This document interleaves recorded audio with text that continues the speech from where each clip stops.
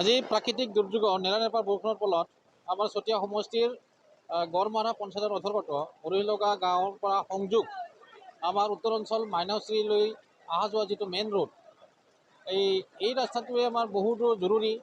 এই জৰুৰী ৰাস্তাইদি আমাৰ বহুতো ল'ৰা ছোৱালী, স্কুলীয়া ল'ৰা ছোৱালী, শিক্ষক বা ৰাইজ চবে অহা যোৱাত বহুতো সুবিধাত পৰি আছে।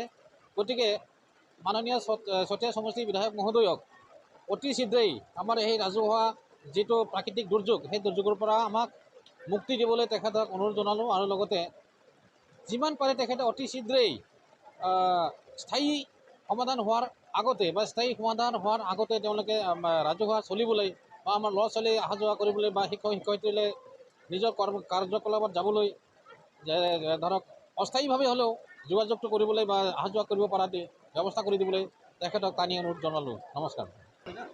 गोबाव सम अखा हानायनि जाउनाव आसामनि खना खनला जेरावबो दैबाना जाबाय, लोमसावजोब्बाय। बबेबा गुबुन गुबुन जायगाफ्राव रायजो राजाफ्रा रिलिफ केम्पआव थानो गोनां जादों। आं दिनै सनितपुर जिल्लानि नैबे 75 चटिया समष्टिनि आन्दाराव नैबे गरमारा पन्चायतनि आन्दाराव गोलैनाय उरिलगा आरो माइनावस्रि गामि जि फोनांजाब लामा, बेवहाय आङो दंफैयो।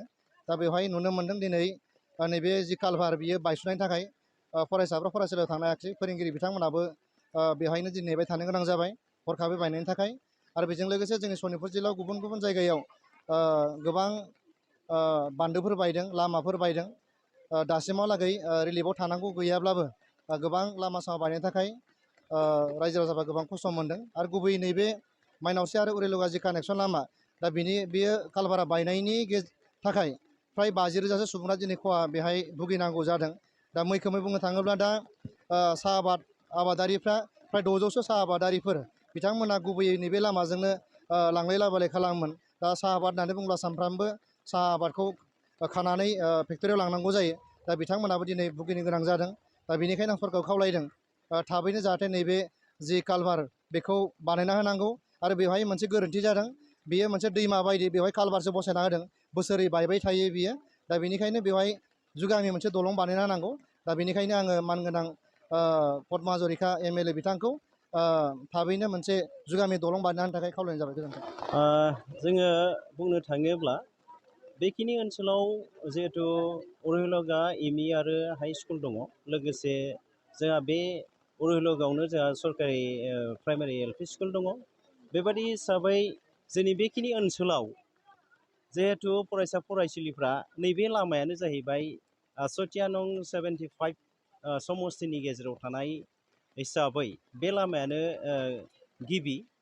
बेहायनो बे साहाथिंनि गासै ओनसोलनि रायजो राजाफ्रा बे लामाजों हान्थियो। बेनिखायनो आं सानो हरखाबै नैबे प्राकृतिक भाबै जि अखा गोलैबाय थानाय, नारा नाथा नाजाबथाबनायनि अखा गोलैनायनि गेजेरजों जिहेथु हरखाब दै फैनानै उरिलगानि जिथु कालभार होनाय सरकारनि जि आसनिमोन, बे आसनिफ्रा हयथ' बेसेबांबा बोसोर जालांबाय, गोजाम आदबमोन बियो। दा खावलायदों जोङो फोरोंगिरि साइडनिफ्राय गासै फोरोंगिरि जानानै, फरायसा फरायसुलि जानानै, दा दिनै फरायसा फरायसुलिफ्रा दिनै फरायसालियाव फैदोंब्लाबो जोबोर खस्थ'नि गेजेरजों जाबाय। हरखाबै जोङो फोरोंगिरिफोराबो बे जाथायफोरखौ नायनानै जोङो आगारनो गोनां जादों। मानोना फरायसालियाव दिनै क्लास लानो हानायनि अबस्था गैया। लोगोसे जोंहा फरायसा फरायसुलिफ्राबो बारलांफिननाय एबा फरायसालियाव फैनायनि मोनसे राहा दिनै बे लामा बायनायनि थाखाय जोबोर उसुबिदा जानानै थाबाय। आसा खालामदों सरकारखौ जोङो फरायसा फरायसुलिफोरनिजों लोगोसेयैनो जोङो गामियारि ओनसोलनि जों फोरोंगिरिफोर थाबैनो सरकारखौ जोङो नारसिनहरनाय जायोदि बे लामाखौ बे ओनसोलनि रङापारा टु माइनावस्रि, जगिबिल साहानि गासै गामियारि मानसिफोरनि थाखाय सुबिदानि थाखाय जाहाथे थाबैनो बे लामाखौ मेरामत एबा RCC दलंफोर होनानै खालायनानै होगोन, बेखौ आसा फारिदों। थ' जानो हागौ दिनै बे साननै सानथामसो बा सप्तासेयासो जुदि फरायसा फरायसुलिफ्रा बे लामाजों हान्थिनानै फैनो हायाब्ला फरायसालिनि माखासे गथ' गथायफ्रा फैनो हागोनखौ जों नुवाखै। बेनिखायनो फोरोंगिरिफोर, ओनसोलनि मानसिफ्रा दिनै बेहाय नुजाथिनानै जानो हागौ माखासे सावगारिनि गेजेरजोंबो नायफोरलायनानै बेखौ नुनो हागोन। जे मा उसुबिदायाव जानानै दं। जोङो रङापारा थांनांगौ जायोब्लाबो लामाया बेनो, बेखिनि लामाजों जोङो थाङाब्ला जोङो बायदिसिना हान्थिनाय थांलाय फैलाय खालायनाय माखासे उसुबिदानि थाखायनो ओनसोलारि मानसिफोरा जोबोद भुगिनांगोन। बे मोनसे जों नुदों। बेनिखायनो सरकारखौ दाबिनायदि हरखाबैनो जाहाथे बेखौ जोंहा सथिया समस्तिनि बिधायक पद्म हाजरिकाखौ आं बेहाय खावलायबावदों दि बिथाङा ओनसोलारि हिसाबै सासे बिधायक जानानै बिथांसिमबो खावलायहरनाय जाहाथे बिथाङाबो थाबनो नैबेखौ प्लेन एन्ड पलिसिफोरखौ दानानै बा थांखिफोरखौ आजावनांगौनि रायजो राजाफोरनि जानानै फरायसा फरायसुलिफोर जानानै ओनसोलनि जानानै आं खावलायदों दि बिधायकआ थाबैनो जाहाथे बेखौ खामानि मावनानै होयो। बेखौ जेब्लायबो रायजोफ्रा खावलायदों। दिनै फरायसा फरायसुलिफ्राबो बेखौनो हास्थायदों दि थाबै जाहाथे बे RCC दालां जायो, बेखौ हास्थायनाय थाबाय। आंनिफ्राय बेखौनो बुंहरनाय दं। मोनबेसे गामिया बे सार, बे मोनबेसे गामिया बे गामियाव थांलाय फैलाय खालामो, बे लामाजों थांलाय फैलाय खालामो? बे बुंनो थाङोब्ला साहानि जथ' गामि दङ बे माने लामायानो गिबि लामा होननानै बुङोब्लाबो बाराद्राय बुंनाय जाया। मानो होननानै बुङोब्ला राङापारा टु ओरै माइनावस्रि जुगिबिल बा खयलाजुलिजों थांनाय मोनफ्रोमबो गामि अन्तत गैयाब्लाबो बेवहाय फ्राय मर देन 40-50,000 मानसिफोर 40 आरो 50 रोजासोनि मानसिफ्रा बेजों थांलाय फैलाय खालायो। सानफ्रोमबोनि थांलाय फैलाय जाथाय बेबस्थाया राहा जिथु नैबे लामायानो।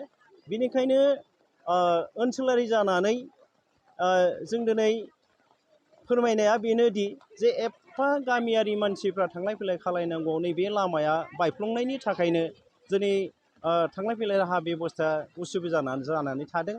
बेनिखायनो आसा खालामनो थाबैनो बेखौ बुंनाय रोखोमै RCCखौनो नांगौ, RCC खालायनाया मोजां। जों सरकारखौ जेब्लायबो दाबिनाय जाबाय। শোণিতপুৰ জিলাৰ ভিতৰত থকা এখন চুতীয়া সমষ্টি 75 নং চুতীয়া সমষ্টিৰ আণ্ডাৰত থকা মানে গাঁও আমাৰ এইখন গড়মৰা গাঁও পঞ্চায়তৰ আণ্ডাৰত থকা 2 নং উৰিহিলগা গাঁও হয়। এই আমাৰ মেইন গাঁৱৰ মানে ঘাইপথটো ভাঙি পৰিছে। স্কুলত অহা যোৱা কৰা ষ্টুডেণ্টৰ বহুত অসুবিধা হৈ পৰিছে।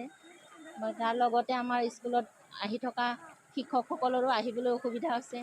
সেইটো কাৰণে ভাবোঁ চুতীয়া গড়মৰা পঞ্চায়তে যাতে আমাৰ ৰাস্তাটো মেৰামতি কৰি আমাৰ অহা যোৱা কৰিবলৈ সুবিধা কৰি দিয়ে। বেছিকৈ মানে বিমূৰত পৰিব, অহা যোৱা কৰিব নোৱাৰিলে আমাৰ হয়তো আমাৰ বেমাৰীয়ে ৰোগীয়ে মানে মৃত্যুমুখতো পৰিব পাৰে। সেয়েহে মানে আমাক দয়া কৰি মানে গড়মৰা পঞ্চায়তৰ সকলোৱে মানে আমাৰ ৰাস্তাটো मेरामति কৰি দিয়ে। दिगदार जादों, बेनिखायनो सरकारनिफ्राय थाबैनो दालां बिनाय जाबाय। आरो लामा सामा गासिबो दै जाजोब्बाय। नारनानैल' थांबाय थानांगौ, गस्ला लंपेन्ट सिजोबखायो स्कुल फैबा, फैनोबो डिस्टार्ब जाथारो। बेनिखायनो माने सरकारनिफ्राय लामाबो लुगैयो आरो दालांखौ जाहाथे थाबैनो बानायना होयो। स्कुलाव थांलाय फैलायनि थाखाय थाबैनो जानांगौ आरो।